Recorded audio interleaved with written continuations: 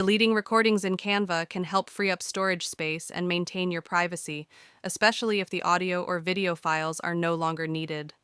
Let me quickly show you how to delete your recordings from Canva, step by step. Step 1.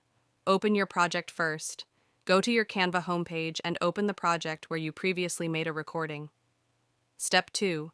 Go to Uploads. Once inside the project, head over to the Uploads tab on the left-hand side. Here, you'll find your recordings listed under either the video or audio section. Step 3. Move to Trash. Hover over the recording you want to delete. Click the three dots, or just right-click, then select Move to Trash. Step 4. Go to Trash folder now. Go back to the Canva homepage, scroll down, and find the Trash section in the sidebar.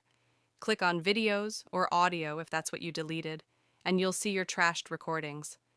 Step 5. Delete permanently. Click on the file again. Hit Delete permanently and confirm, and that's it.